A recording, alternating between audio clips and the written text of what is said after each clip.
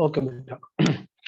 तो कल तक जो है मैं आपको कैटलिस्ट तक का पढ़ा चुका था। आज कैटलिस्ट से चालू करना हमको, ठीक बेटा। कैटलिस्ट क्या होते हैं, सबसे पहले इस बात के बारे में बात करते हैं। तो सबको पता है कैटलिस्ट एक ऐसे कंपाउंड है, एक ऐसे सब्सटेंस है जो किसी रिएक्शन को फास्ट कर देते हैं ना। अपन इस समय अपन पॉजिटिव कैटलिस्ट इसको मान के चल रहे हैं। सो ये रिएक्शंस को फास्ट कर देते हैं, रिएक्शंस को करवाने में मदद करते हैं, परंतु खुद जो है रिएक्शन के दौरान इनका कंसंट्रेशन चेंज नहीं होता है, खुद अनअल्टर्ड रहते हैं। Substance which accelerates the rate of chemical reaction and themselves remain chemically and quantitatively unchanged after the reaction, they are called as catalyst। यदि आप देखें तो उसकी डेफिनेशन आपको यहाँ पर दिख जाएगी। ये डेफिनेशन आपको कैटलिस्ट की पढ़ लेनी है। क्या सभी बच्चों को बात क्लियर है बेटा? ऐसे सब्सटेंस जो कि केमिकल रिएक्शन के रेट को बढ़ा देते हैं, खुद केमिकली और क्वांटिटेटिवली अनचेंज्ड रहते हैं। ठीक बेटा, चलो अब आगे बढ़ते हैं। इससे पिछले पेज पर एग्जाम्पल दिया था KClO3 का। तो उन्होंने बोला कि KClO3 का यदि डिकम्पोजिशन करना है तो उसका डिकम्पोजिशन करने के लिए हम एक कैटलिस्ट का प्रयोग करते हैं जो कि MnO2 होता है। Magnesium dioxide is added which accelerates the decomposition of KClO3 at the lower temperature। मतलब वो थोड़े कम तापमान पे, कम टेम्परेचर पर भी डिकम्पोज हो जाएगा। ठीक है बेटा। जबकि उसमें खुद at the end of the day उसमें किसी प्रकार का कोई चेंज नहीं आएगा। अब वो किस मैकेनिज्म द्वारा ऐसा करता है उस पर हम आते हैं। नाउ पहले अपन ये देख लेते हैं कैटलिस्ट कितने प्रकार के होते हैं, किस किस तरह के होते हैं। अच्छा, उससे पहले एक डेफिनेशन दी है, एक होते हैं प्रमोटर्स और एक होते हैं पॉइजन्स। आपने हेबर्स प्रोसेस में पढ़ा होगा कि molybdenum is used as a promoter. तो प्रमोटर का काम क्या होता है? Promoter is a substance which enhances the activity of the catalyst. यदि आप देखो तो इधर दिख जाएगा। प्रमोटर एक ऐसा सब्सटेंस है जो कि कैटलिस्ट की एक्टिविटी को इनहेंस करता है, ठीक है। वाइल पॉइजन जो होता है वो कैटलिस्ट की एक्टिविटी को डिक्रीज करता है, उसको कम कर देता है। क्लियर है बेटा? हेबर्स प्रोसेस में molybdenum was used as a promoter and iron was used as a catalyst. सब लोग याद रखना, बहुत ही इंपॉर्टेंट लाइन थी एग्जाम पॉइंट ऑफ व्यू से। इसके बाद में catalyst can be broadly divided into two groups. Number one, homogeneous catalyst. Number two is heterogeneous catalyst. यदि homogeneous catalyst की बात करें तो homo मतलब जब catalyst और substrates दोनों के फेज एक ही हो तो हम बोलेंगे homogeneous catalysis। ये देखो, homogeneous catalysis कब होता है? When the reactant and the catalyst are in same phase। जब रिएक्टेंट और कैटलिस्ट एक ही फेज में होता है तो उसको बोलते हैं होमोजेनस कैटालिसिस। ठीक है बेटा। जैसे कि ऑक्सीडेशन ऑफ सल्फर डाइऑक्साइड जो हम देख रहे हैं, ऑक्सीडेशन ऑफ सल्फर डाइऑक्साइड हम देख रहे हैं with oxygen, sulphur dioxide gets converted to SO3। Lead chamber process में ऐसा होता है। और सभी लोगों को याद होगा, मैंने आपको बताया था लेड चैम्बर प्रोसेस का कैटलिस्ट क्या होता है। क्या लेड चैम्बर प्रोसेस का कैटलिस्ट मैंने आपको बोला था नो होता है? नो, मैंने बोला था ना चैम्बर मिल जाता है, बदबू आती है बहुत ज्यादा, आप बोलते हो no, we don't agree to this, है ना। So NO is a catalyst of lead chamber process. I hope so इससे आपको याद रह जाएगा कम से कम। यहाँ पर यदि रिएक्टेंट देखे जाए बच्चों तो SO2 और O2 गैस फेज में है और NO जो कि कैटलिस्ट के रूप में यूज किया जा रहा है वो भी गैसियस फेज में है। यहाँ NO कैसे काम करता है आगे चल के आएगा। Hydrolysis of methyl acetate is catalysed by H+ ion. सब लिक्विड स्टेट में यहाँ पर यदि देखा जाए तो acetic acid, of course water और सल्फ्यूरिक एसिड जिसको हम कैटलिस्ट के रूप में उपयोग कर रहे हैं। सभी बच्चों को याद होगा ऑर्गेनिक केमिस्ट्री में खूब ये वाली रिएक्शन आती है जब क्या होता है कैटलिसिस अपन कराते हैं विद द हेल्प कैटलिस्ट का यूज करते हैं अपन। यहाँ पर किस कैटलिस्ट का यूज करते हैं? एसिड का यूज करते हैं। यहाँ पर क्या दिया हुआ है आपको? यहाँ पर दिया है CH3। देखो ये दिया हुआ है CH3, C double bond O, OCH3। अब आपको पता है OCH3 is a very bad leaving group. यदि वाटर का यहाँ पर अटैक हुआ तो ये रिएक्शन न्यूक्लियोफिलिक सब्स्टिट्यूशन रिएक्शन जो होगी वो बहुत ज्यादा स्लो होगी। क्या एग्री करते हो इस बात से? यदि मैंने वाटर का अटैक यहाँ पर कराया तो चूंकि ये अच्छा लिविंग ग्रुप नहीं है, कौन अच्छा लिविंग ग्रुप नहीं है? ये OCH3 negative is a bad leaving group, तो ये जाएगा नहीं यहाँ से, तो हम H+ आयन का प्रयोग करेंगे। H+ आयन क्या होगा, H+ आयन यहाँ पर आकर के जुड़ जाएगा, और जब H+ आयन यहाँ जुड़ेगा तो इसके टकलू पे पॉजिटिव चार्ज आ जाएगा, और पॉजिटिव चार्ज आने पे methyl alcohol becomes a good leaving group, और ये यहाँ से आसानी से लीव कर जाएगा। और जब ये लीव करेगा यहाँ से, जब यहाँ से लीव करेगा तो आपको पता है इस वाटर का अटैक हुआ, यहाँ पर O पर क्या आ जाएगा, पॉजिटिव चार्ज, तो O क्या करेगा, H+ को बाहर निकाल देगा, तो H+ यूज हुआ और उतना ही मोल H+ वापस से रीजनरेट हो गया। तो कैटलिस्ट का काम क्या था, रिएक्शन को फास्ट करना, लेकिन उसका अमाउंट या उसका नेचर या उसका प्रकार ड्यूरिंग दी कैटालिसिस रिएक्शन नहीं चेंज होगा, वो का वो ही रहेगा, और उसका कंसंट्रेशन भी वही रहेगा, सिर्फ क्या है वो रिएक्शन को फास्ट कर देता हैगा। क्या बात सबको क्लियर हैंगी? आ गया बेटा समझ में कैटलिस्ट का काम? चलो आगे बढ़ते हैं। इसी प्रकार हाइड्रोलिसिस ऑफ शुगर भी हम एसिड की मदद से कराते हैं। इसका मैकेनिज्म भी आप ऑर्गेनिक केमिस्ट्री में पढ़ते हो, वैसे मैकेनिज्म बिल्कुल वैसा ही है जैसा अभी अभी मैंने आपको सिखाया था, वहां भी OR ग्रुप ही लीव करेगा। चलो आगे बढ़ते हैं। Combination between die nitrogen and di hydrogen, आपको तो ये बात पता है ये हेबर्स प्रोसेस है, और आप ये भी जानते हो कि N2 का बॉन्ड बहुत मजबूत होता है, HH बॉन्ड भी सिंगल बॉन्ड में काफी मजबूत बॉन्ड है, इसको तोड़ने के लिए हमको एक कैटलिस्ट की जरूरत पड़ती है, और हम यूज करते हैं किसको, हम यूज करते हैं यहाँ पर किसको यूज करते हैं बेटा, N2+3H2, यदि हेबर्स प्रोसेस है तो हम यूज करते हैं आयरन को, ठीक है। चलो नाउ आगे बढ़ते हैं। ऑक्सीडेशन ऑफ अमोनिया, अमोनिया का ऑक्सीडेशन जो है कराते हैं ओस्टवाल्ट प्रोसेस के द्वारा। निकिल इज यूज और platinum is used as a catalyst over here. Ostwald process में कौन सा कैटलिस्ट यूज किया है, प्लेटिनम को यूज किया है। आगे चल के मैं बताऊंगा कि कैटलिस्ट जो होते हैं काफी स्पेसिफिक होते हैं अपने एक्शन में, तो ये जरूरी नहीं है कि दो चीजें जिनके इलेक्ट्रॉनिक कॉन्फ़िगरेशन एक जैसे हैं, या जिनके पास अनपेयर्ड इलेक्ट्रॉन है, या जिनके पास वेकेंट डी ऑर्बिटल है, वो सबके सब किसी एक रिएक्शन को कैटलाइज कर पाए, इसके बावजूद कि थ्योरेटिकली लगता है कि वो कैटलिस्ट की तरह एक्ट कर सकते हैं। चलो आगे बढ़े। Hydrogenation of vegetable oil in presence of finely divided nickel, आपको पता है रेने निकिल का यूज करते हैं यहाँ पर अपन निकिल का भी यूज कर सकते हैं। ऑर्गेनिक में आपने खूब पढ़ा है इसको, प्लेटिनम और पैलेडियम का भी यूज कर सकते हैं, ठीक है बेटा। उनके पास वेकेंट ऑर्बिटल होते हैं, याद करो, ठीक। अभी आएंगे उस मैकेनिज्म पे। चलो आपको ये भी याद होगा कि वेजिटेबल ऑयल्स के सैचुरेशन में भी हम काम लाते हैं इन्हीं कैटलिस्ट का, और ये कैटलिस्ट HH बॉन्ड को तोड़वा देता है। कैसे काम करता है आगे चल के आ रहा है। अब आता है बेटा एड्सॉर्प्शन, ये आ गया वो कि कैटलिस्ट काम कैसे करता है। तो दो थ्योरी बेटा दी गई है, एक थ्योरी है adsorption theory of heterogeneous catalyst. Heterogeneous catalyst का मतलब क्या होता है, जब रिएक्टेंट्स और कैटलिस्ट अलग अलग फेज में हो। जैसे कि एड्सॉर्प्शन थ्योरी क्या कहती है, एड्सॉर्प्शन थ्योरी ये कहती है कि सबसे पहले कैटलिस्ट एक सरफेस को प्रोवाइड करता है जिसके ऊपर आके सबस्ट्रेट्स या रिएक्टेंट्स बैठ जाते हैं। क्या करता है वो, सरफेस को प्रोवाइड करता है, उसके ऊपर आकर के रिएक्टेंट या सबस्ट्रेट्स बैठ जाते हैं, करेक्ट है बेटा। और यहाँ अलग अलग प्रकार की गैसेस आकर के साइड साइड में, मान लो ये एक लाल वाली हो गई, एक नीली वाली हो गई, ये साइड साइड में बैठ गए।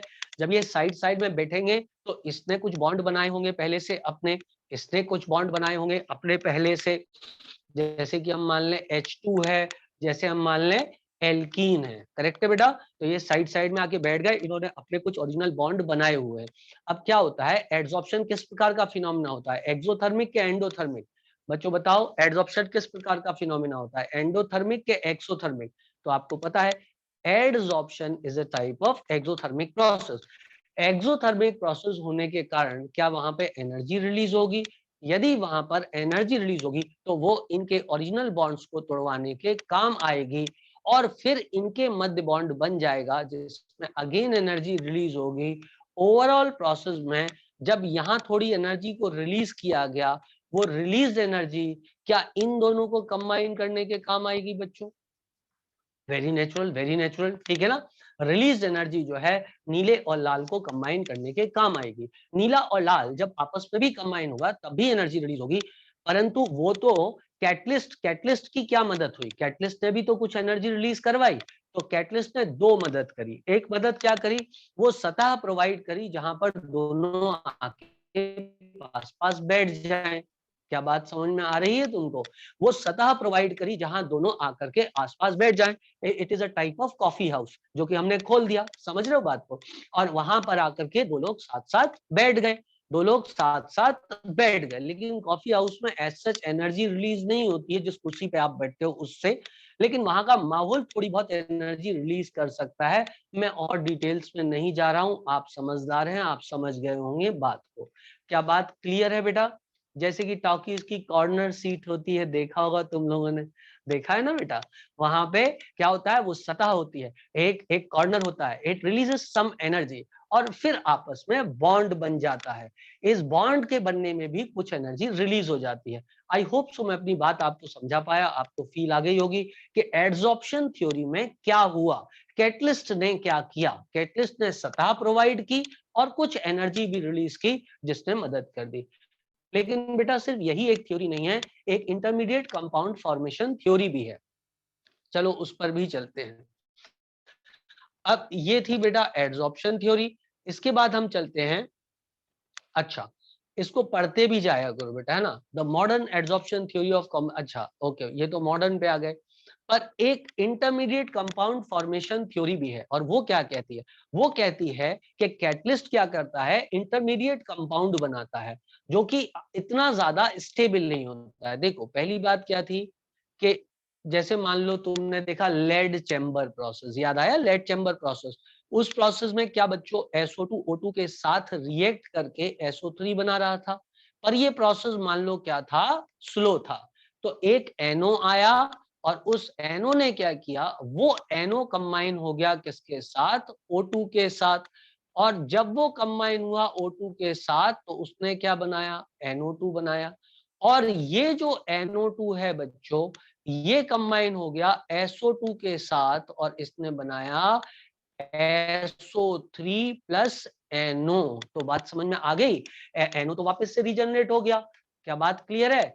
यदि इन तीनों रिएक्शंस को हम ऐड कर देंगे तो बेटा NO2 मार देगा NO2 को, NO मार देगा NO को, finally we will have SO2 plus half O2 giving us SO3। तो इंटरमीडिएट कंपाउंड कौन सा बना, इंटरमीडिएट कंपाउंड NO2 बना। क्या सबको चमका? आ गया बच्चों सबको बात समझ में? जल्दी जल्दी हाँ हाँ किया करो, है ना। चलो हो गया ये, बहुत बढ़िया। अगला एक और मैं आपको एग्जाम्पल देता हूं, वो भी आपको समझ में आएगा।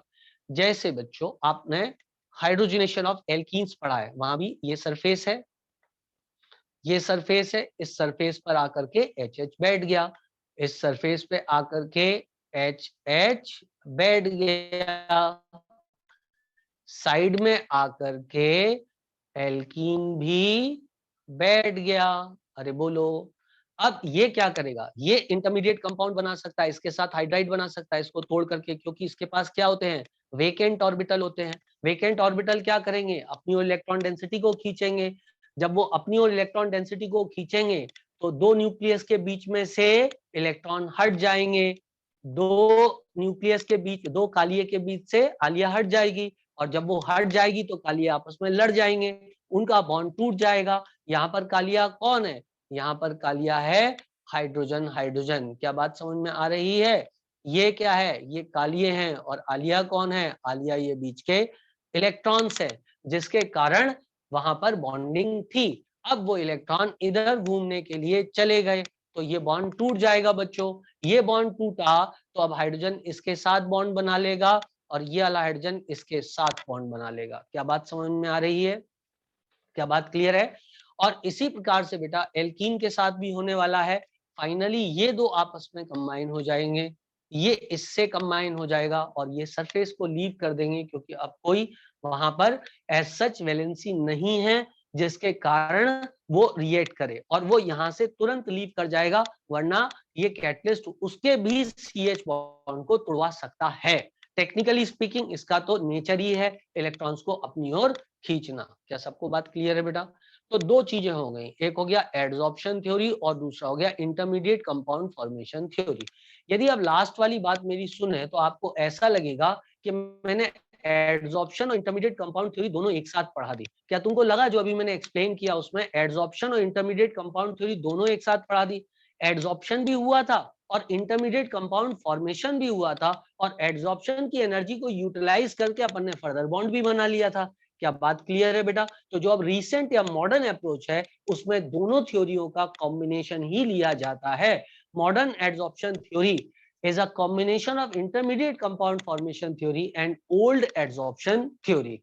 इस दौरान कैटलिस्ट क्या करता है, एक सरफेस को प्रोवाइड करता है, उस सरफेस पे आके मॉलिक्यूल बैठ जाता है, अलग अलग प्रकार के मॉलिक्यूल बैठते हैं, एनर्जी रिलीज होती है, वो एनर्जी फर्दर बॉन्ड बनाने में काम आती है। कैटलिस्ट जो रिएक्टेंट्स होते हैं वो भी आपस में बॉन्ड बनाते हैं, तब भी एनर्जी रिलीज होती है।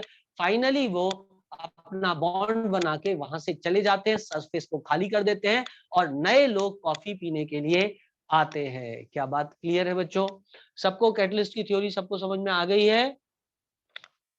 चलो अब हम आगे बढ़ते हैं और आगे पढ़ते हैं। ठीक, ये देखो बेटा, ये उसी का खूबसूरत सा डायग्राम एनसीईआरटी में बनाया हुआ है। आप देखें ए और बी आए, ए और बी ये था ए, ये था बी, ये दोनों आए फिर मुस्कुराए। कैटलिस्ट ये था, कैटलिस्ट ने इनको अलग अलग कुर्सी टेबल दे दी। ये देखो, ये इस टेबल पे और ये इस टेबल पे बैठ गए, साथ में मिलके कॉफी पीने लग गए।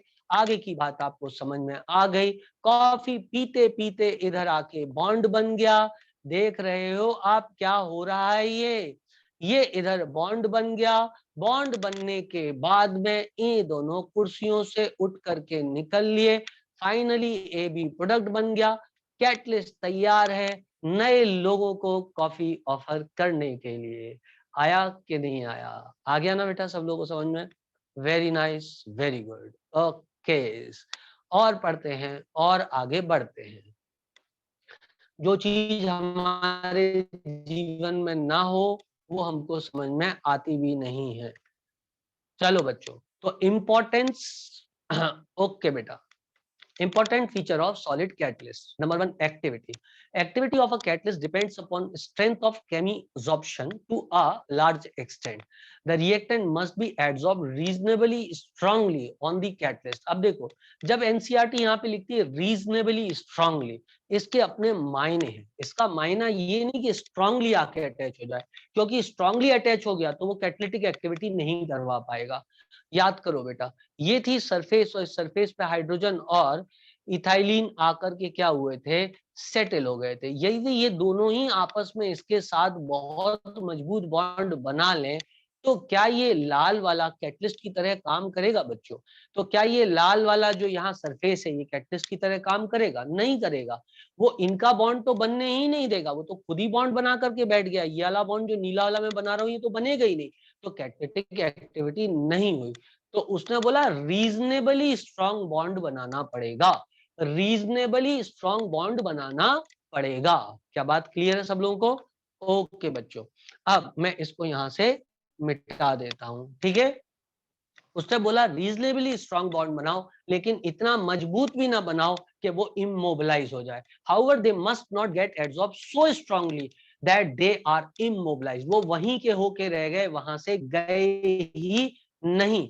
मैं आपको बता दूं, भारत के इतिहास में एक ऐसा मतलब वाक्य आता है जब ये चीज होती है। आपने सुना होगा कि देश में अटैक करने को बाबर को राणा सांगा और इब्राहिम लोदी ने बोला था। बाबर, उनको लगा बाबर इधर आएगा, अटैक करेगा, लूटेगा और वापस चला जाएगा, उसके बाद देश पे राज हम करेंगे। So they wanted to use Babur as a catalyst. वो चाह रहे थे बाबर आएगा, अटैक करेगा, लूटेगा, भाग जाएगा, तो इसको कैटलिस्ट के रूप में हम प्रयोग करेंगे। बट बाबर इधर का ही होके रह गया, उसने स्ट्रॉन्ग बॉन्ड बना लिया यहाँ पर। So he never worked like a catalyst. हालांकि ये एपिसोड इतिहास का कॉन्ट्रोवर्शियल है, कई इतिहासकार इसको नहीं मानते हैं। वो कहते हैं राणा सांगा ने कभी भी इनविटेशन बाबर को नहीं दिया था।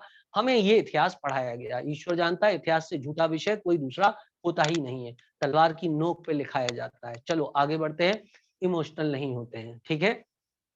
तो क्या कैटलिस्ट की एक्टिविटी सबको समझ में आई और ये भी समझ में आया कि कैटलिस्ट का काम क्या है, आए रीजनेबली स्ट्रॉन्ग बॉन्ड बनाए सबस्ट्रेट के साथ, लेकिन इतना भी स्ट्रॉन्ग ना बनाए कि इमोबिलाइजेशन हो जाए।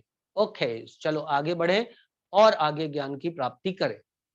बेटा, क्या आपको लगता है कि कैटलिस्ट बहुत सेलेक्टिव होते हैं? डेफिनेटली कैटलिस्ट सेलेक्टिव होते हैं। मैंने आपको पहले भी बोला था, ऐसा लगेगा जैसे कि आपने कभी, आपके दिल ने आपसे ये सवाल जरूर पूछा होगा कि why nickel is used as a catalyst during hydrogenation of alkenes, why not iron, why not cobalt is used as a catalyst. अरे बोलो, तुम लोग के दिमाग में ये सवाल आना चाहिए कि नहीं आना चाहिए? Why nickel? वो कहते हैं डी ऑर्बिटल एम्प्टी है, तो कोई कह सकता है भाई क्रोमियम में तो हमारे पास पांचों डी ऑर्बिटल, सॉरी एम्प्टी तो नहीं है, वो बोलेगा कि हमारे पास में अनफिल्ड है ना। एम्प्टी डी ऑर्बिटल कहाँ पे है? शुरू में है, मतलब स्कैंडियम में, इन सब में एम्प्टी डी ऑर्बिटल है ना। बाद में तो क्या होता है, अनपेयर्ड इलेक्ट्रॉन्स की संख्या बढ़ती जाती है। बहरहाल, तो कोई कह सकता है ना कि जो निकिल के पास में नेचर है, अनपेयर्ड इलेक्ट्रॉन है कुछ, वैसा ही तो नेचर जो है दूसरों के पास है, फर्दर एम्प्टी ऑर्बिटल से और ज्यादा, मतलब मान लो आगे का डी ऑर्बिटल एम्प्टी है, तो फिर क्यों नहीं, वो क्यों नहीं काम करते? क्योंकि कैटलिस्ट में हाईली सेलेक्टिविटी होती है। हर कैटलिस्ट जो है हर रिएक्शन को कैटलाइज करे ये जरूरी नहीं है। So catalyst are highly selective in nature. जैसे CO और H2 के बीच रिएक्शन होती है निकिल की प्रेजेंस में, तो वो CH4 प्लस H2O बना लेता है। और यही C और H2 की रिएक्शन होती है जिंक ऑक्साइड ऑब्लिक Cr2O3 की प्रेजेंस में विद कॉपर, तो अल्कोहल बन जाता है। और यही रिएक्शन कॉपर की प्रेजेंस में होती है तो फॉर्मेल्डिहाइड बन जाता है। ये तीनों रिएक्शंस बहुत ही ज्यादा महत्वपूर्ण है एग्जाम पॉइंट ऑफ व्यू से, ये आ भी चुकी हैं एग्जाम में और फर्दर भी आ सकती हैं।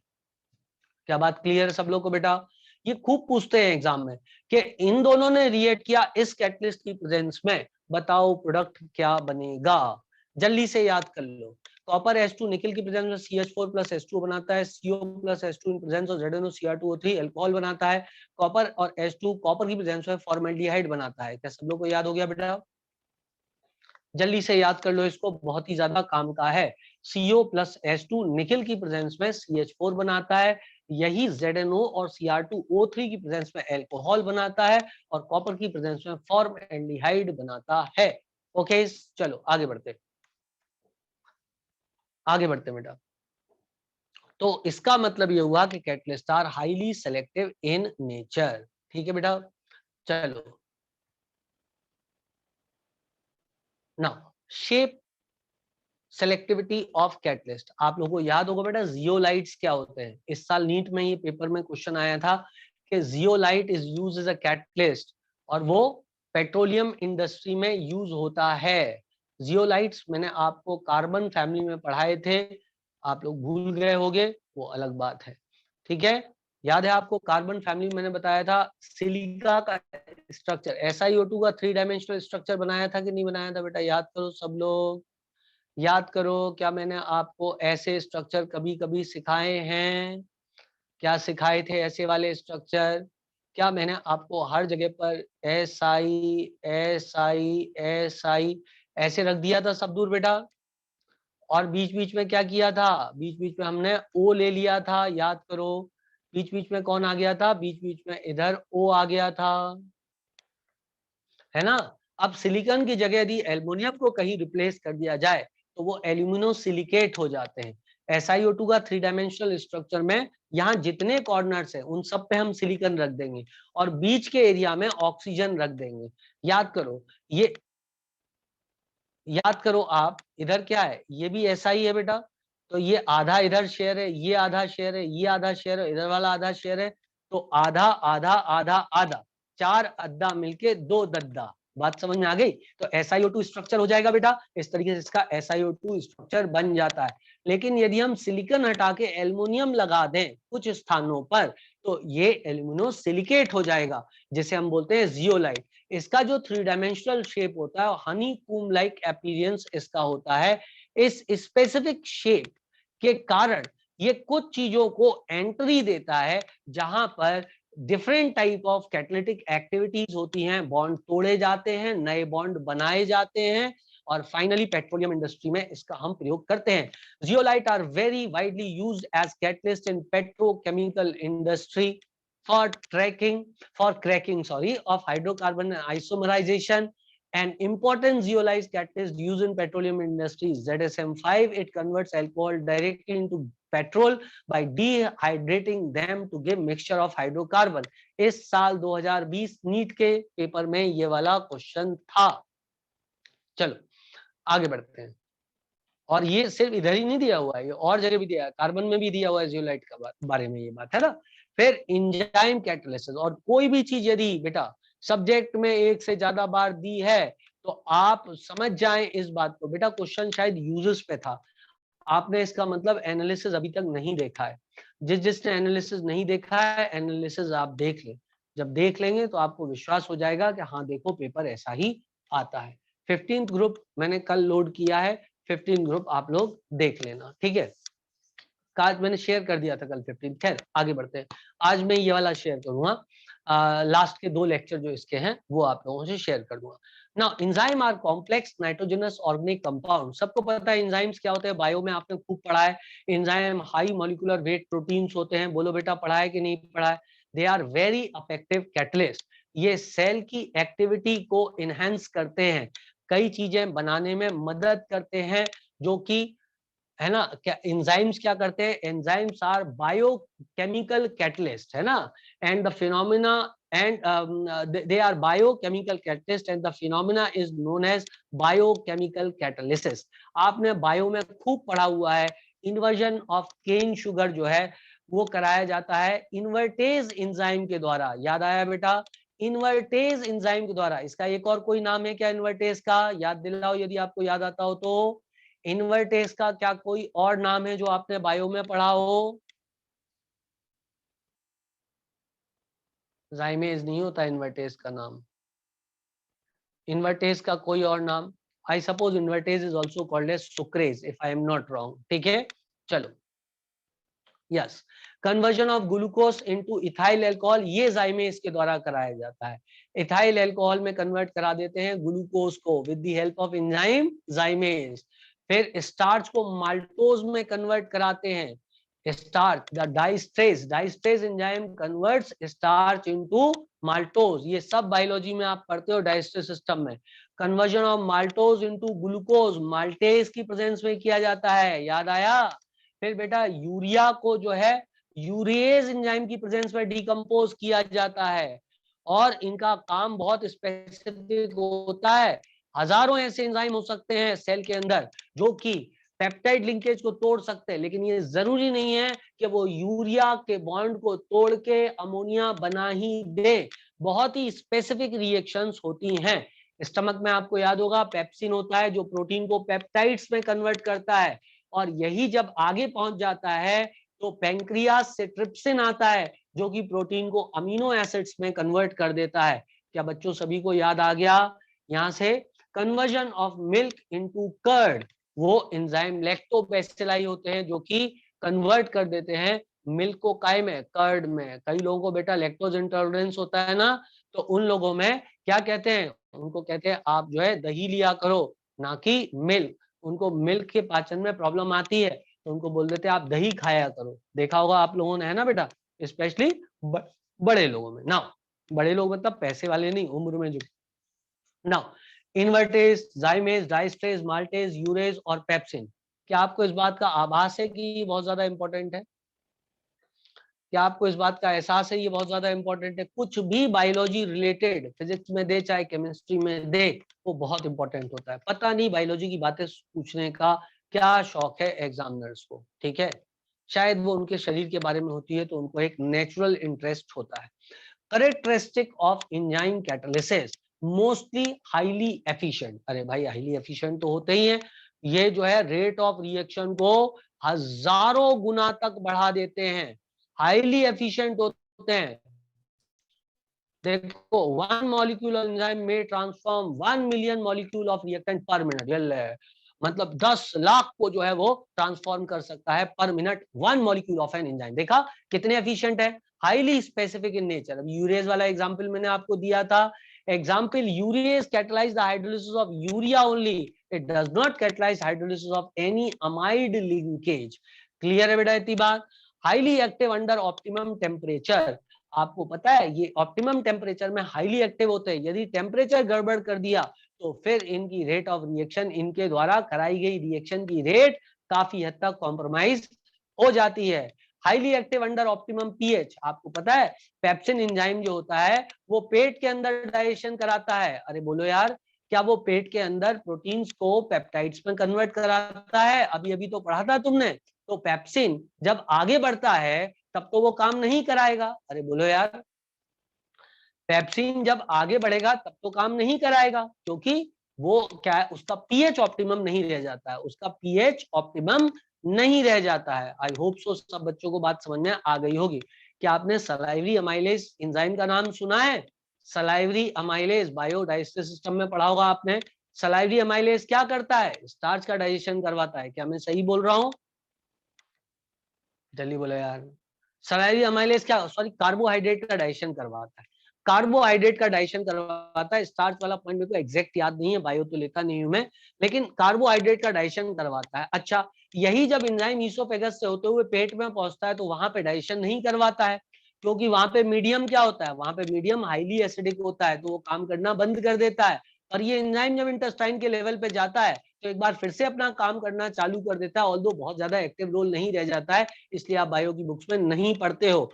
एक क्वेश्चन ऐसा भी आता है कि यदि मान लो स्टमक के पीएच को एल्कलाइन कर दिया जाए तो पेप्सिन क्या करेगा? तो पेप्सिन कुछ नहीं करेगा, उसका डाइजेशन क्या होगा? कचरा हो जाएगा। और मैं इसके बारे में और बात नहीं करना चाहता, क्योंकि कोई मतलब नहीं रह जाएगा बायोलॉजी डिस्कस करने से। चलो भाई, increasing activity of the presence, okay, highly active under optimum pH हो गया। Increasing activity in presence of activator and coenzyme, ठीक है बेटा, इनकी एक्टिविटी एक्टिवेटर्स और कोएंजाइम की प्रेजेंस में बढ़ जाती है। एक्टिवेटर जनरली मेटल आयंस होते हैं। These metal ion when weakly bonded to enzyme molecule increases their catalytic activity, है ना। जैसे amylase in presence of sodium chloride, Na plus is catalytically very active. क्या बात क्लियर है सब लोग को बेटा? तो क्या हुआ, एक्टिवेटर्स क्या करते हैं बच्चों? एक्टिवेटर्स एंजाइम की एक्टिविटी को बढ़ा देते हैं। और कुछ सब्सटेंसेस होते हैं जिनकी प्रेजेंस में एंजाइम की एक्टिविटी बढ़ जाती है, उनको क्या बोलते हैं? उनको बोलते हैं coenzyme. It is been observed that when small non protein vitamin is present along with the enzyme, the catalytic activity is enhanced considerably. बेटा ये सब चीजें बहुत बहुत बहुत ज्यादा महत्वपूर्ण हैं, भले इनको अभी तक इतना खोद खोद के पूछा नहीं गया है, पर ये हैं बहुत इंपॉर्टेंट, क्योंकि ये बायो है और ये इधर नहीं आएगा तो पता लगा बायो के पेपर में आ जाएगा। Influence of inhibitor and poisons, ठीक है बेटा, इनहिबिटर क्या करते हैं? एंजाइम की एक्टिविटी को कम कर देते हैं। पॉइजन्स क्या करते हैं? एंजाइम की एक्टिविटीज को कम कर देते हैं। Like ordinary catalyst enzyme are also inhibited और poisoned by the presence of certain substances.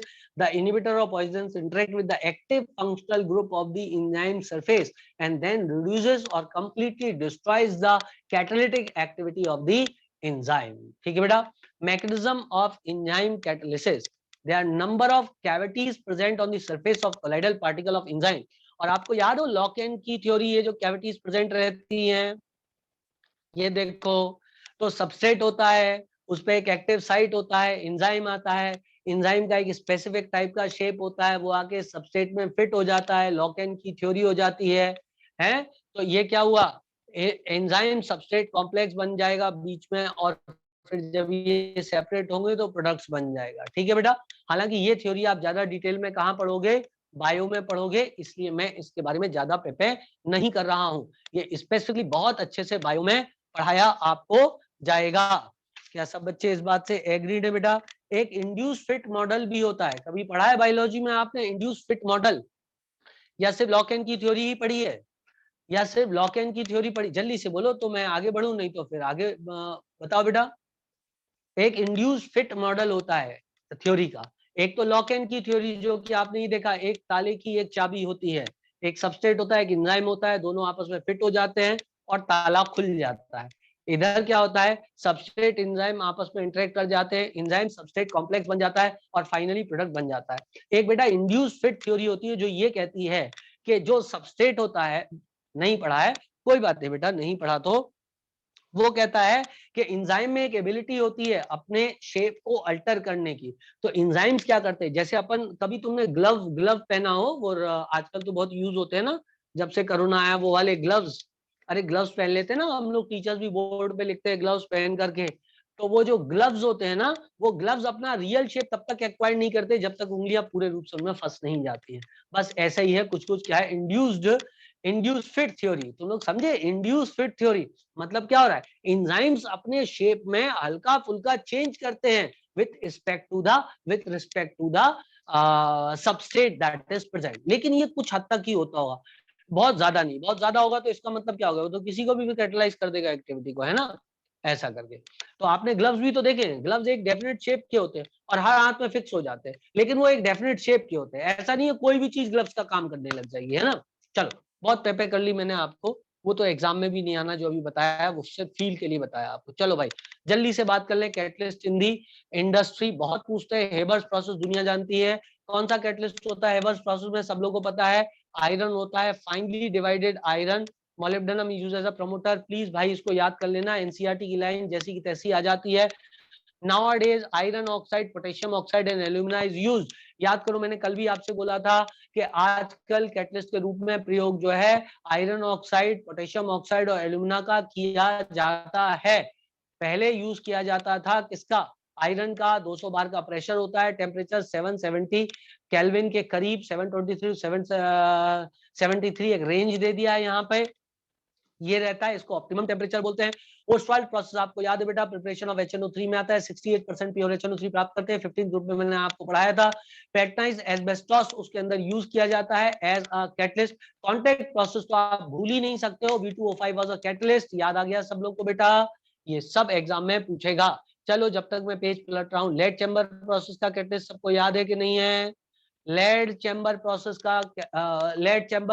का catalyst, yes that was NO. अच्छा, चलो यदि याद है तो मुझे बताओ आप लोग, डेक्कन प्रोसेस का कैटलिस्ट क्या था, NO to the chamber, NO, है ना। डेक्कन प्रोसेस CuCl2, मैंने बोला था दक्कन में अच्छे कुत्ते मिलते हैं, या याद आ गया, बहुत बढ़िया बेटा। चलो आगे बढ़ते हैं, आगे बढ़े तो अब कोलाइड्स पे आ जाते हैं। बहुत बढ़िया बच्चों, तो अब अपन ने कैटलिस्ट खत्म कर दिया है।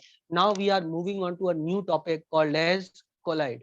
कोलाइड क्या होता है बेटा, देखो, तीन टाइप की चीजें होती हैं। एक होता है ट्रू सोल्यूशन, जैसे हम बोलते हैं ट्रू सोल्यूशन बोलते हैं, और एक होता है कोलाइडल सोल्यूशन, और एक होता है सस्पेंशन, एक होता है सस्पेंशन। ठीक, इनके बारे में अपन बात करेंगे। जैसे अपन ने पानी लिया, पानी में नमक को घोला और घोल करके अपन ने उसको मिला दिया, तो ये क्या बनता है, ये बनता है बच्चों, this is I suppose this is true solution, है ना, this is true solution. Suspension में पार्टिकल थोड़े बड़े बड़े हो जाते हैं, ऐसा करके, है ना। अब, है ना, दिस इज ट्रू सोल्यूशन, चीनी को घोल दो चाहे नमक को घोल दो, दिस इज ट्रू सोल्यूशन, है ना। लेकिन सैंड के पार्टिकल्स को यदि आपने पानी में डाल दिया तो दैट इज अ सस्पेंशन। ठीक, तो सस्पेंशन और ट्रू सोल्यूशन के बीच में जो होते हैं वो कोलाइडल सोल्यूशन होते हैं। मेन डिफरेंस कहाँ पे, प्रॉपर्टीज में तो डिफरेंस है ही, लेकिन एक बड़ा डिफरेंस इनके साइज को लेकर के भी होता है। यदि साइज जो है वो 10 की पावर -9 मीटर या 1 नैनोमीटर से छोटा है, किससे छोटा है, 1 नयन से छोटा है, किससे छोटा है, तेरे तेरे मस्त मस्त नैने गले गए चैन, और ये क्या है, 1 नयन, 1 नयन से छोटा है, 1 नयन से छोटा है, तो क्या होगा, ट्रू सोल्यूशन।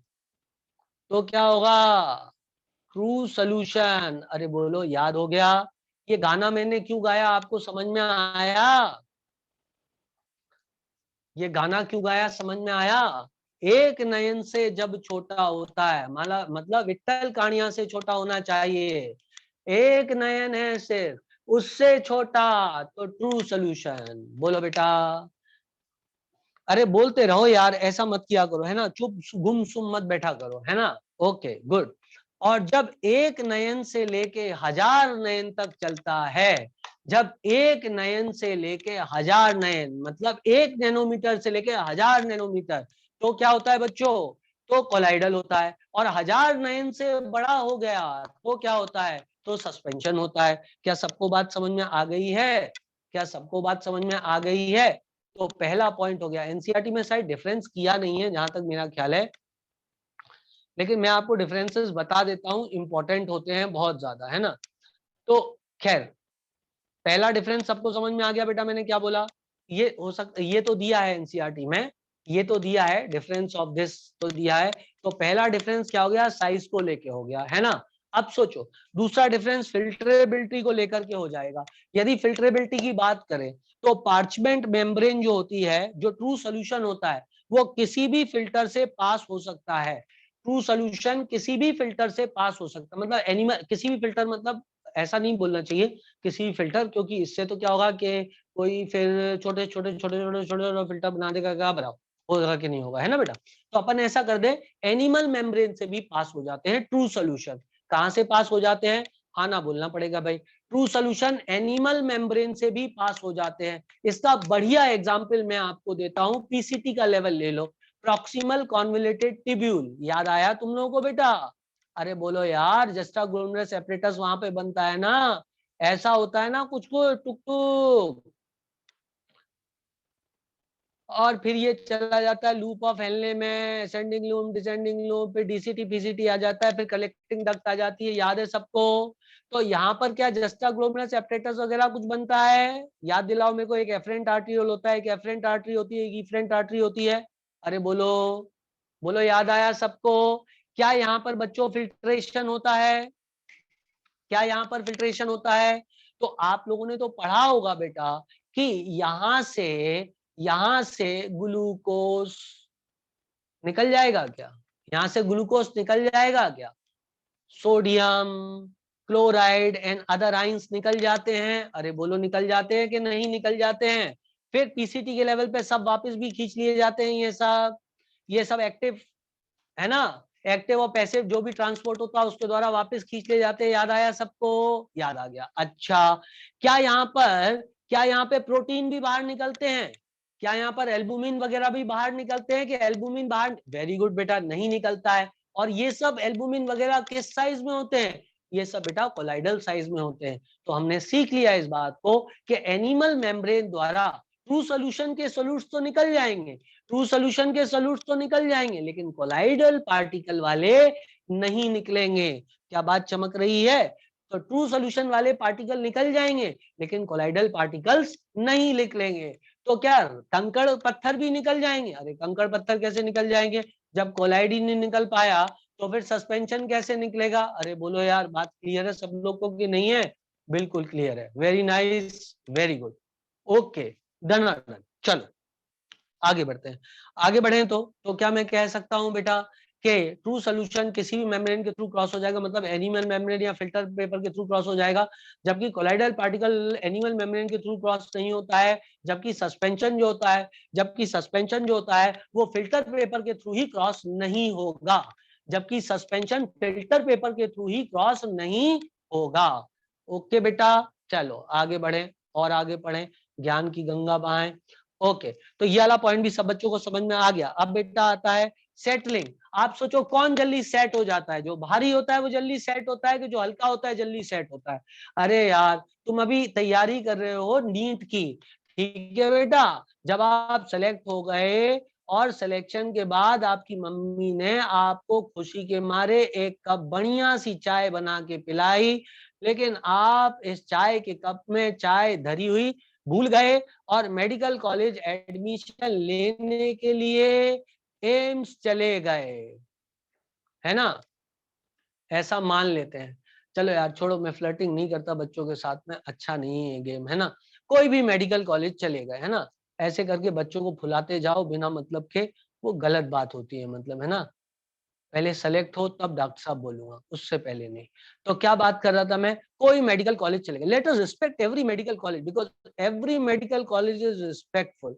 वही लोग ऐसी बातें करते हैं जो कभी मेडिकल कॉलेज में नहीं पढ़े हैं, कि ये मेडिकल कॉलेज अच्छा है और वो बुरा है।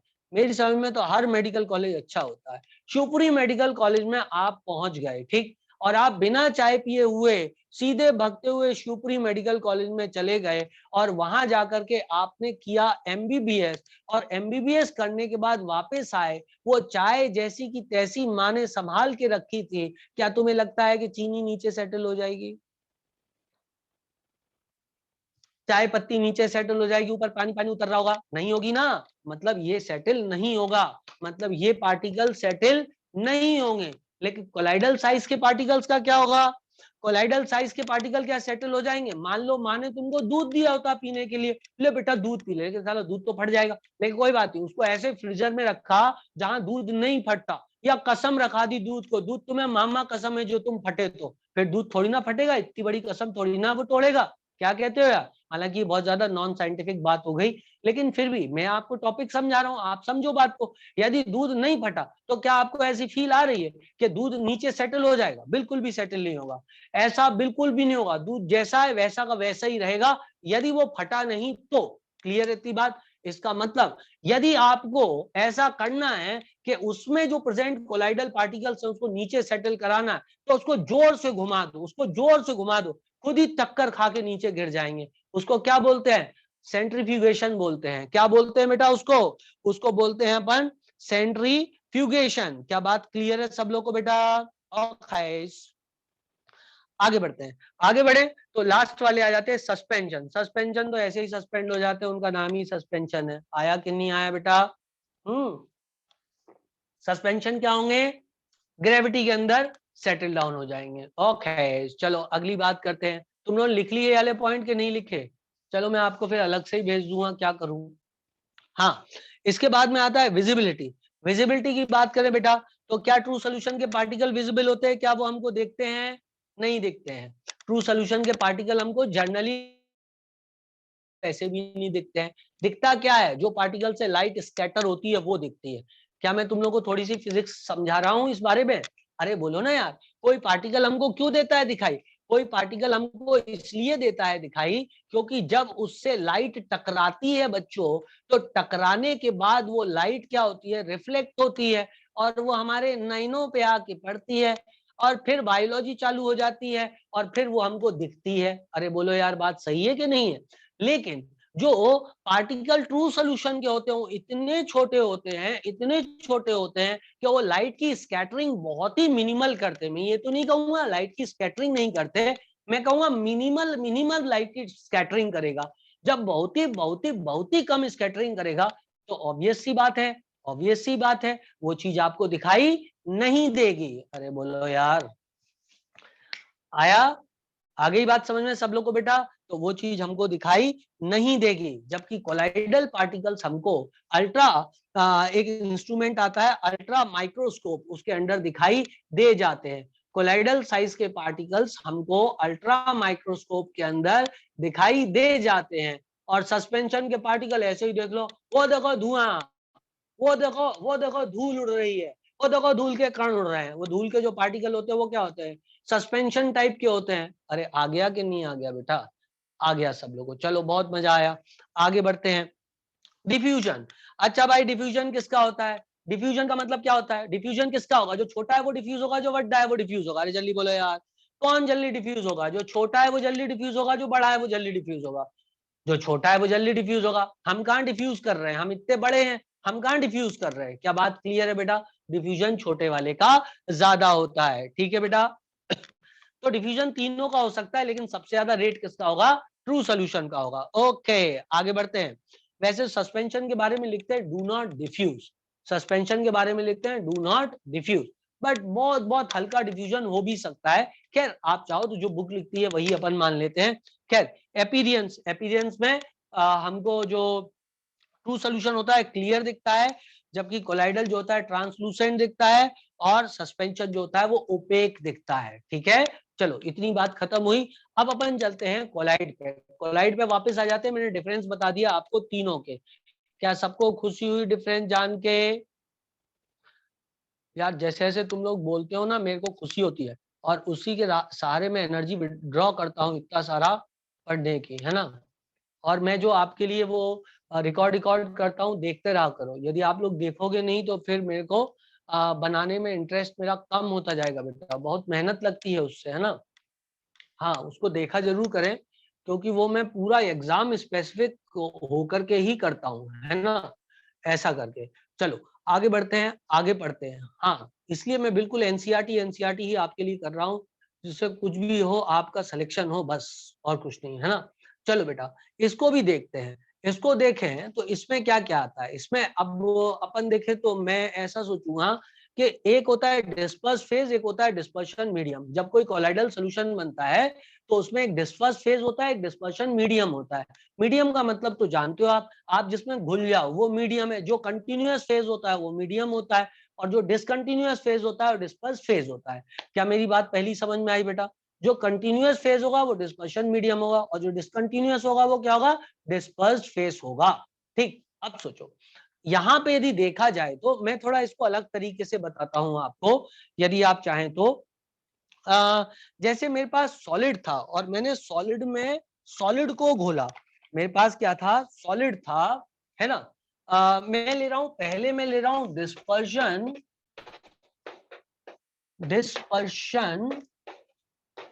मीडियम, और फिर मैं ले रहा हूं डिस्पर्स्ड फेस, है ना।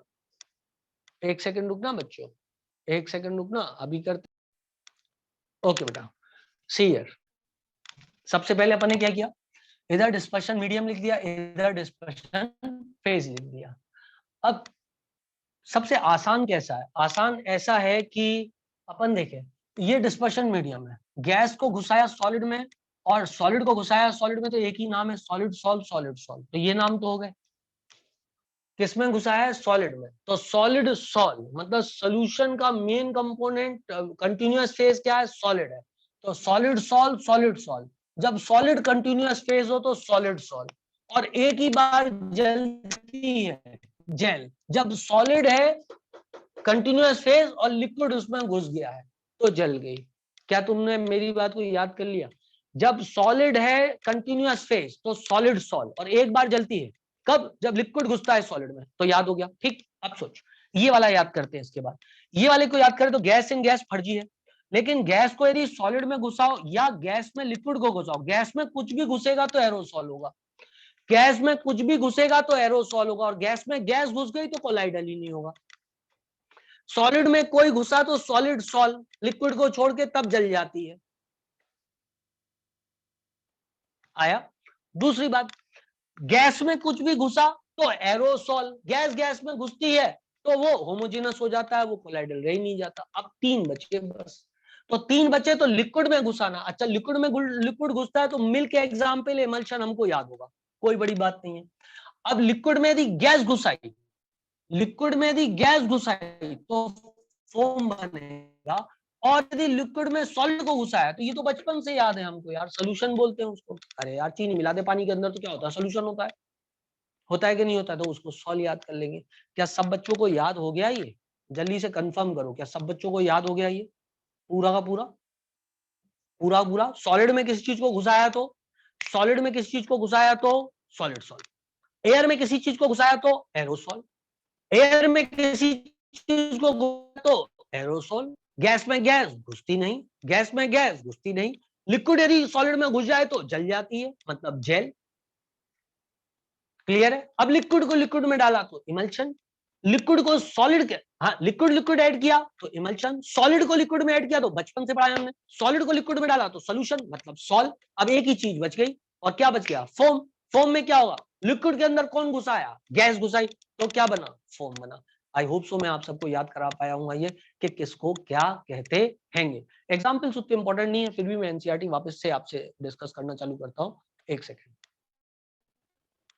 ओके बेटा, तो ये सारे एग्जाम्पल्स खत्म होने के बाद हम जरा सा एक फील के लिए इस बात को पढ़ लेते हैं कि किसको क्या कहते हैं। जरा सा बस फील के लिए इस बात को पढ़ लेते हैं किसमें कौन सा एग्जाम्पल आता है। जैसे एक बहुत फेमस एग्जाम्पल है, वो है लिक्विड इन लिक्विड, और उसको बोलते हैं मिल्क वाला जो एग्जाम्पल है। बहुत ही ज्यादा फेमस एग्जाम्पल है, एग्जाम में आने के चांसेस बहुत हाई है। लिक्विड से लिक्विड जो घुलता है उसको क्या बोलते हैं? क्लियर है बेटा इतनी बात? तो मिल्क एक बहुत इंपॉर्टेंट एग्जाम्पल हो जाता है। फिर एग्जाम्पल इंपॉर्टेंट है जिसमें कि हम देखते हैं स्मोक या डस्ट। तो हमें फील आ जाती है कि स्मोक और डस्ट में क्या होता है। क्या हमें फील आती है? गैस के अंदर लिक्विड घुसा होता है, एरोसॉल होता है वो। स्मोक या डस्ट में गैस, एयर के अंदर सॉलिड घुसा रहता है तो उसको स्मोक या डस्ट बोलते हैं। पेंट में क्या होता है? क्या फील आती है? पेंट में अपन सॉलिड जो है लिक्विड के अंदर डाल देते हैं, यदि पेंट की कंसिस्टेंसी को महसूस किया जाए तो हमें थोड़ा दरदरा लगता है, वो तो समझ में आता है कि उसके अंदर सॉलिड जो है लिक्विड के अंदर घुसाया हुआ है। ठीक है बेटा, इसी प्रकार से एक जैसे ये जेम स्टोन वाला एग्जाम्पल है, यदि किसी ने बनाया तो वो इसको ले सकता है, सॉलिड इन सॉलिड का एग्जाम्पल होता है। ठीक है बेटा, और इसके बाद में एक बड़ा इंपॉर्टेंट एग्जाम्पल है जेलीज या चीज या बटर, इन सब में जल जाती है। ये सब जेल के एग्जाम्पल है, जल जाती है। किस किस की जल जाती है? चीज की, बटर की, जेलीज की। ये अपन यदि किसी के हाथ में देखते हैं तो हमारी जल जाती है। क्या कहते हो यार, सही है कि नहीं है? चीज, बटर, जेलीज यदि हम किसी के पास देख लें तो हमारी जल जाती है, आपने देखा होगा। ठीक है बेटा, तो ये एग्जाम्पल इधर से याद रह सकते हैं, है ना बच्चों। अब आप सोचो, यदि ये है जैसे कि व्हिप्ड क्रीम होती है, फ्रॉद होता है ना, सोप लेदर होता है, ये सब क्या होता है? इन सब में हम गैस को लिक्विड के अंदर घुसा देते हैं। ठीक है ना, गैस को जब सॉलिड में घुसा देते हैं तो प्यूमाइस स्टोन या फोम लेदर बनता है। एक दो बार इनको पढ़ लेना, मेरा मानना ये कि एग्जाम में ये आएंगी नहीं, लेकिन एग्जाम में कौन सा आ सकता है? जैसे दिल्ली वाले किसी ने पेपर बना दिया तो उसको तो ये बहुत पसंद है, फॉग हुआ, मिस्ट हुआ, क्लाउड हुआ, वो तो इससे लड़ ही रहे हैं बेचारे, फॉग और मिस्ट से। क्लियर है बेटा इतनी बात? तो कोई बड़ी बात नहीं, पेपर के अंदर टपका दे, तो इम्पोर्टेंट है भाई यार। आया कि नहीं आया बेटा? सब लोग याद कर लेंगे अब थोड़ा थोड़ा, मतलब मेरा कहने का ये एकदम एब्सोल्यूट याद नहीं करना है, थोड़ा थोड़ा याद करना है एग्जाम्पल्स को। ठीक, चलो आगे बढ़ते हैं। जैसे कल एक होशियार बच्ची ने मेरे को एक एग्जाम्पल बताया था, सॉलिड स्टेट में मैग्नीशियम HCP का एग्जाम्पल होता है, वो वाला एग्जाम्पल सर एक बार एग्जाम में आया था, क्या वो रटना है? कुछ नहीं रटना यार, एक बार आ गया एग्जाम में, आ गया, कोई बात नहीं, माफ करो उसको, बार बार थोड़ी ना आएगा।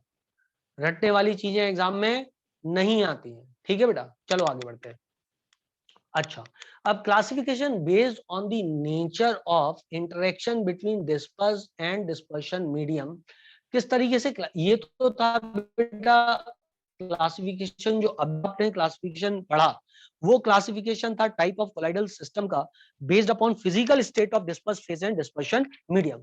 वो फिजिकल स्टेट क्या थी, डिस्पर्स फेज और डिस्पर्शन मीडियम की, उसके आधार पे क्लासिफिकेशन किया गया था, वो वाला था।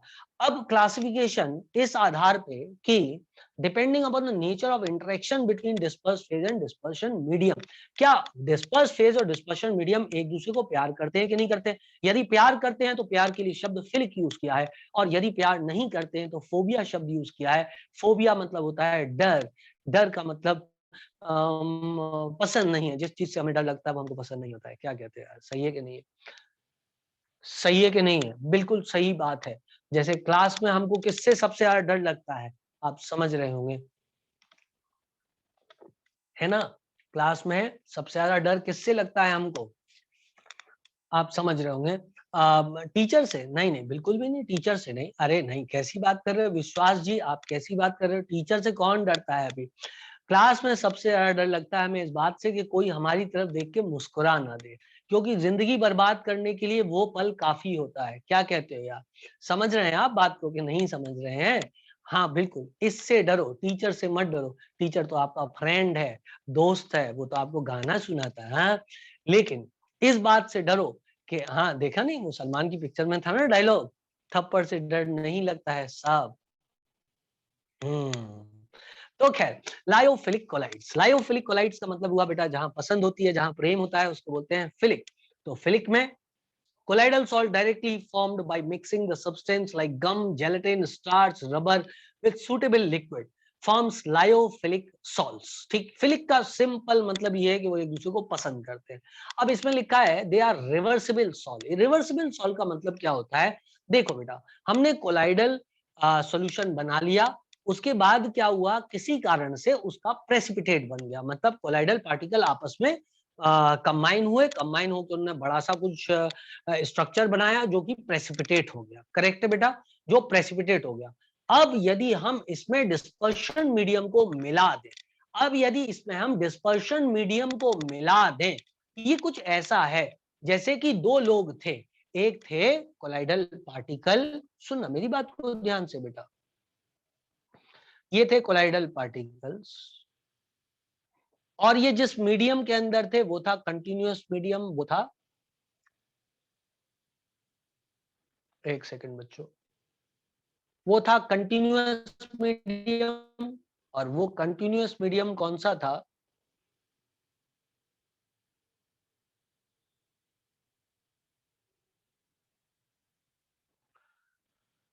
मान लो वाटर था, ठीक है, और ये कोलाइडल पार्टिकल्स थे। अब किसी कारण से ये सब कंबाइन हो गए और कंबाइन होकर के सब एक हो गए, तो ये अब आप समझ गए होंगे क्या बना लेंगे, प्रेसिपिटेट बना लेंगे। और ये प्रेसिपिटेट बना करके धप दी से यहाँ पर बैठ जाएंगे, ऐसे करके प्रेसिपिटेट बना के धप दी से यहाँ पर बैठ जाएंगे। क्या मेरी बात समझ में आई आपको? बैठ जाएंगे मतलब वो पहले घुले मिले थे, फिर रूठ गए। पहले घुले मिले थे, उनमें प्रेम था, और वो रूठ गए और वो एक जगह जाके बैठ गए। ठीक है बेटा, क्या ऐसा होता है कि नहीं होता है? क्या ऐसा होता है कि नहीं होता है? दो लोग आपस में घुले मिले हैं, मान लो क्लास में दो ही टाइप की वैरायटी आती है क्लास के अंदर, आपने देखा होगा, छोरे छोरियां क्लास में आते हैं, देखा है आपने। वो लोग सब आपस में घुले मिले रहते हैं, मैंने देखा है क्लास में कोई ऐसा ऑर्डर नहीं होता है जनरली कि हम अलग बैठे, हम अलग बैठे, सब अपनी सुविधा के हिसाब से बैठ जाते हैं। स्पेशली जो मिडिल रो चल रही होती है उसमें ऐसा कई बार होता है, मिडिल रो में लड़के लड़कियां काफी ज्यादा मिक्स होकर के बैठ जाते हैं, मैंने देखा है इस बात को। राइट साइड में और लेफ्ट साइड में ऐसा कम होता है। एंड हाँ बिल्कुल संभवी, फिर वो लोग आपस में कुरकुरे एक्सचेंज करते रहते हैं, कुरकुरे खाने के लिए जाते हैं, एक्सचेंज कर लेते हैं, और उनकी क्लास भी चलती रहती है, चाय कॉफी कुरकुरे की पार्टी भी चल रही होती है। ठीक है बेटा, किसी कारण से मान लो किसी मेरे टाइप के टीचर ने उनमें आग लगवा दी, उनमें कोई गलत फहमी करवा दी, फिर वो अलग अलग जाके बैठने लग गए, फिर वो अलग अलग जाके बैठने लगे। मैंने किसी प्रकार से भड़का दिया, मैंने बोला ये कुरकुरे पता है झूठे देता है तेरे को, कल ही मैंने देखा ये सीढ़ियों पे कुरकुरे चाट चाट के आ रहा था, और फिर वही वाले कुरकुरे तेरे को बांट दिए। अब ये सोच के तो आपस में बहुत ज्यादा फ्रैक्शंस आ जाएंगे और लड़ाई हो जाएगी, तो क्या होगा, वो एक तरफ बैठ गए, वो एक तरफ बैठ गए। लेकिन बेटा यदि प्यार ज्यादा है तो आपको तो पता है, जब मीडियम फेस के पास जाएगा और उससे कहेगा अरे मान जाना, अरे मान जाना, अरे मान जाना, तो क्या वो मान जाएगा कि नहीं मान जाएगा? वो डेफिनेटली मान जाएगा। तो क्या होता है, तो क्या होता है कि जब वो प्रेसिपिटेट बन जाता है, तो प्रेसिपिटेट बनने के बाद यदि डिस्पर्शन मीडियम को मिलाया जाए तो मिलाने पर वो एक बार फिर से कोलाइडल सॉल्यूशन बन जाता है। और फिर जब दूसरे दिन टीचर क्लास में आता है, देखा साजिश नाकामयाब रही, अब नहीं रचूंगा। क्या बात क्लियर है बेटा सब लोग को? तो यहाँ क्या हुआ, रिवर्सिबिलिटी हो गई, यहाँ क्या हुआ, रिवर्सिबिलिटी हो गई। लेकिन आप सोचो यदि कहीं पहले से ही नफरत हो, उसके बाद यदि प्रेसिपिटेट भी बन जाए, तो क्या मीडियम जब वापस जाएगा तो क्या वो मान जाएगा? वो नहीं मानेगा। अरे बोलो यार, ये तो एक तरीके से हिंदुस्तान पाकिस्तान जैसी बात हो गई ना, इंडिया पाकिस्तान जैसी बात हो गई ना, कि पहले से ही गुस्सा थे एक दूसरे से, और उसके बाद में कोई और बात हो गई तो प्रेसिपिटेट हो गए, एकदम अलग जाके बैठ गए, बोले जाओ। क्लियर है बेटा इतनी बात? तो यदि मीडियम मनाने के लिए गया तो मानेगा नहीं, क्योंकि मीडियम तो मनाने वैसे भी नहीं जा रहा, समझे बात को? आप ही ले आए मीडियम को, आपने लाके ढोल के बोले मीडियम मिल जा, समझे ना? अरे वहां बेटा ट्रंप हुआ कितनी बार बोला कि हम जो है तुम लोगों के बीच में दोस्ती करा देंगे। अरे ऐसे कैसे दोस्ती करा देंगे? हमारी नफरत जो है इतनी ज्यादा मतलब अमर है कि दोस्ती का कोई स्कोप दिखाई नहीं देता है। तुम्हारे ट्रंप के बोलने से क्या होता है, तुम हमको लाके साथ बिठा सकते हो लेकिन सॉल्यूशन नहीं बना सकते, कोलाइडल सॉल्यूशन नहीं बनेगा। भाई हमने 65 में लड़ लिए, 71 में लड़ लिए, 99 में लड़ लिए, इतने सारे हमारे लड़के शहीद हुए, कैसे भूल जाएं? तो द थिंग इज दैट नहीं बनना है। क्या बात सबको चमक गई कि नहीं चमक गई? तो रिवर्सिबिलिटी नहीं हो सकती, तो रिवर्सिबिलिटी नहीं हो सकती। पहले ही एक दूसरे के प्रति डर था, एक दूसरे पे विश्वास नहीं था, आगे भी होना संभव नहीं है, क्योंकि नेचर नहीं बदलेंगे। समझे बात को? ह्यूमन में और केमिस्ट्री में हल्का सा इधर अंतर आ सकता है कि ह्यूमन के नेचर समय के साथ बदलते रहते हैं। क्लियर है? मोदी जी कभी भी हेलीकॉप्टर लेके पाकिस्तान उड़ के जा सकते हैं, उनके यहाँ पार्टी खाने के लिए फ्री की। I suppose that you understand this. ठीक है, हो गया भाई। पिछली बार पहुंच गए थे ना प्रधानमंत्री अपना हेलीकॉप्टर लेके बर्थडे पार्टी खाने। चलो भाई आगे बढ़ते हैं, आगे बढ़ते हैं। क्या सबको रिवर्सिबिलिटी और रिवर्सिबिलिटी समझ में आ गई? कहाँ होगा रिवर्सिबल? अरे जल्दी बता दो यार, मजा आ जाए थोड़ा सा। रिवर्सिबल कहाँ पर होगा, फिलिक में कि फोबिक में? कहाँ रिवर्स हो जाता है? जहां मोहब्बत ज्यादा होती है वहां रिवर्स हो जाता है। हमें कॉन्फिडेंस रहता है कि वो वापस जरूर आएगा।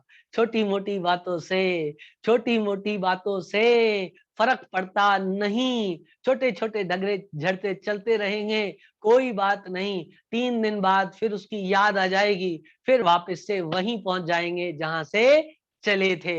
आग कोई कैसी भी क्यों ना लगा ले, लेकिन जहां नफरत पहले से हो वहां जरा सी बात हुई नहीं, उसके बाद कुछ नहीं हो सकता। एक बार प्रेसिडेंट बन गया, फिर आपको कुछ और एजेंट फेजेंट यूज करने पड़ेंगे, नहीं तो रिवर्सिबिलिटी नहीं होगी। So it is irreversible in nature.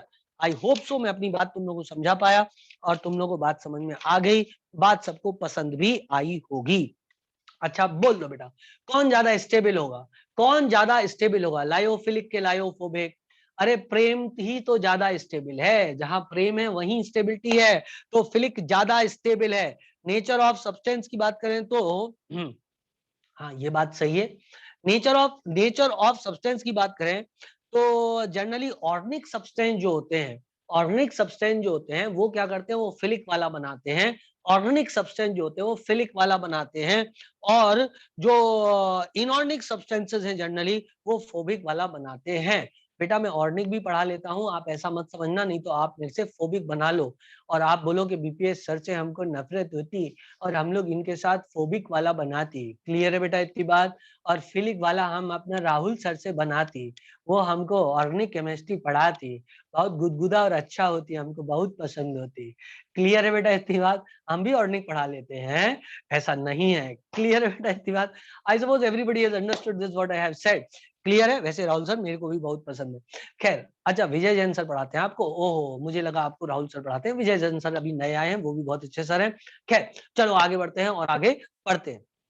तो बात अपन क्या कर रहे थे, अपन बात कर रहे थे नेचर ऑफ सब्सटेंस की। इसके बाद विस्कोसिटी। अरे बताओ यार विस्कोसिटी कहाँ ज्यादा होगी, फिलिक में कि फोबिक में? अरे आप याद करो शाहरुख खान की पिक्चर जिसमें कि वो जा रहे हैं एक दूसरे से दूर और वो एक दूसरे का हाथ पकड़ लेते हैं, जब एक लेयर दूसरी लेयर के ऊपर सरकती है तो पहली लेयर दूसरी लेयर को सरकने से जो रोकती है उसको बोलते हैं विस्कोसिटी। तो जहां होगा प्यार वहां विस्कोसिटी होगी हाई, और जहां होगी नफरत वो तो खुद ही लात मार देगा, कहेगा निकल ले यहाँ से तू।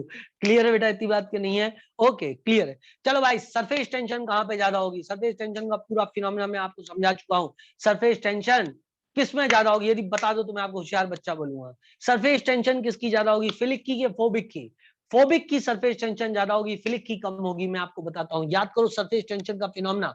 मैंने आपको सरफेस टेंशन में एक बार ये फिजिक्स समझाई थी, याद आया तुम लोग को? एक बार मैंने आपको सरफेस टेंशन वाली फिजिक्स समझाई थी, कोई कोई याद ही नहीं आ रहा। मैंने बोला था आपसे कि ये जो मॉलिक्यूल्स रहते हैं सरफेस के, इनके बीच में खूब सुंदर बॉन्ड होता है, क्योंकि जो मॉलिक्यूल मिडिल में रहते हैं वो तो चारों तरफ बॉन्ड बनाते हैं, तो इनकी सरफेस एनर्जीज का लॉस पर बॉन्ड होता है। मतलब 4 बॉन्ड बनाए तो हर बॉन्ड थोड़ा सा, मतलब अपनी एनर्जी 4 में बट गई, अपनी एनर्जी 4 में बट गई। ठीक है, मैंने 4 बॉन्ड बनाए, मैंने 4 बॉन्ड बनाए। मान लो आप में से किसी की कोई वॉलंटियर हो तो मुझे कोई भी बता सकता है। मान लो दुष्यंत वॉलंटियर बनना चाहता है, मान लो दुष्यंत की 4 शादी हुई, तो ऑब्वियस सी बात है कि दुष्यंत की यदि 4 शादी हुई है तो वो उसका ध्यान अपनी हर बीवी की तरफ थोड़ा थोड़ा ही हो सकता है ना। दुष्यंत, मैंने बेटा एग्जाम्पल सही दिया, शादी वाला एग्जाम्पल ठीक है? ओके ठीक है। तो दुष्यंत की 4 शादी हुई, गीता, रीता, सीता, बबीता से, और इस तरीके से उसका प्यार चारों में बट गया, उसका प्यार चारों में बट गया। लेकिन अभी मेरे पास और भी कोई वॉलंटियर है क्या? एक लड़का वॉलंटियर चाहिए मेरे को, मैं लड़कियों से थोड़ा इस मामले में डरता हूँ। दुष्यंत क्या, विश्वास, विश्वास, यस यस विश्वास, विश्वास। हालांकि तू विश्वास को फंसा रहा है फालतू में, इतना भोला इतना सीधा है वो तो एक के बारे में भी नहीं सोचता है, तो उसको 3-3 दिलाने की कोशिश कर रहा है। खैर जो भी हो, ये लो भाई इधर ये, ठीक है बेटा। जो सरफेस पे होता है उसका क्या है, वो तो सिर्फ एक यहाँ बॉन्ड बनाएगा, एक यहाँ बनाएगा, एक यहाँ बनाएगा बेटा।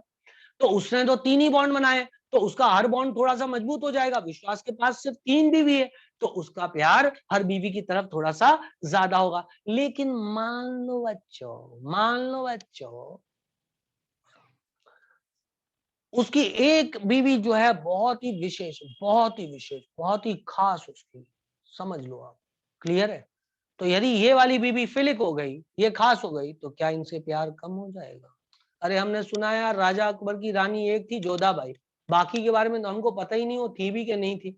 सुनते हैं उनके हरम में 5000 रानियां थी, हालांकि हरम का मतलब कभी ये नहीं है कि उनकी बीबियां थी, फिर भी कहीं पे इतिहास में मैंने ऐसे ही सुना था, गप होगी कि 500 के करीब उन्होंने शादियां की थी। वैसे तो गप ही होगी यार, कोई राजा 2 साल तक सिर्फ शादियां ही थोड़ी ना करता रहेगा यार। क्या बात क्लियर है ना? तो द थिंग इज दैट जितनी भी हो, मैं कह रहा हूँ 20 थी, जितनी भी हो मैं कह रहा हूँ 20 थी, उससे भी क्या फर्क पड़ता है, लेकिन हम तो एक ही रानी का नाम जानते हैं, वो रानी जोधाबाई। क्या बात क्लियर है सबको?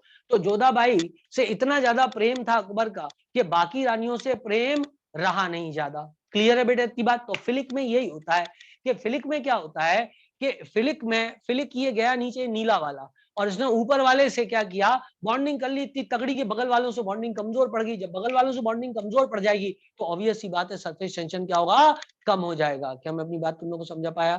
तो फिलिक का सरफेस टेंशन कम होता है, फोबिक का सरफेस टेंशन ज्यादा होता है। सबको बात समझ में आ गई? आगे विजिबिलिटी की बात करते हैं।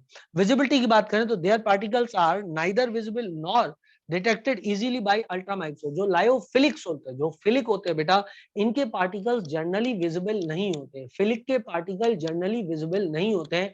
फोबिक के पार्टिकल थोड़े बड़े होते हैं। मैं आपको बताऊंगा कि ऐसा क्यों है कि फिलिक के पार्टिकल जनरली विजिबल नहीं हो, फोबिक के ज्यादा। फोबिक में क्या होता है, कई पार्टिकल्स मिलकर के बनाते हैं कोलाइडल सॉल्यूशन। फिलिक में ऐसा नहीं होता। एक बात सोचो यार, जहां पर प्रेम ज्यादा होता है ना, वहां पर व्यक्ति अपने जैसों का समूह नहीं बनाता। अरे बोलो आया कि नहीं आया? जहां प्रेम की कमी हो जाती है ना, वहां व्यक्ति अपने जैसों का समूह बनाकर के खुद इकट्ठा हो जाता है, और इकट्ठा जब वो हो जाएगा तो उसका साइज क्या हो जाएगा, बड़ा हो जाएगा, वो हमको दिखने लग जाएगा। लेकिन फिलिक तो क्या है, फिलिक का मतलब तो ये है कि पूरा समाज, पूरा इन्वायरमेंट मुझसे प्यार करता है, तो मुझे किसी के साथ में ग्रुप बनाने की क्या जरूरत है। ग्रुपिज्म तो तब होता है बेटा जब डर हो। क्या मेरी बात क्लियर है सबको? तो फिलिक में कोई डर नहीं है। फिलिक अकेला मस्त घूमता रहता है पूरे मीडियम के साथ दोस्ती करते हुए, कभी इसको हाथ दे मारता है, कभी उसको हाथ देता है, hello how are you, hello how are you, पूरा मीडियम उसको हेलो हेलो बोल रहा है। लेकिन फोबिक को ऐसा नहीं है, फोबिक डरा हुआ है। कई पार्टिकल्स आपस में मिलते हैं एक दूसरे के साथ में। क्या मेरी बात सबको क्लियर है? थोड़ा थोड़ा फील आ गई, थोड़ा थोड़ा केमिस्ट्री, थोड़ा थोड़ा लाइफ मैंने आपको समझाई है, लेकिन इससे पॉइंट याद हो गया होगा। जो इसके माइन्यूट डिटेल्स हम आगे चल के अपन पढ़ेंगे, कोई दिक्कत की बात नहीं। चलो इसके बाद बेटा migration in electric field. Migration in electric field, तो लायोफिलिक पार्टिकल जो होते हैं, there particle may migrate in either direction और मे नॉट माइग्रेट। ठीक है, जबकि जो लायोफोबिक होते हैं, there particle migrate only in one particular direction under the electrical field. ये पॉइंट आगे चल के आएगा, अच्छे से अपन इस पॉइंट को डिस्कस करने वाले हैं बेस्ड अपॉन द नेचर। थोड़ा सा अभी इसकी केमिस्ट्री और डिस्कस करना बाकी है। आज का समय हो चुका है, 4:55 हो गए हैं। आज की सेवा यहाँ पे समाप्त करते हैं, कल चैप्टर का अगला पोर्शन अपन तैयार करेंगे। तब तक के लिए आप स्वस्थ रहें, मस्त रहें, खुश रहें। Tata bye bye, see you.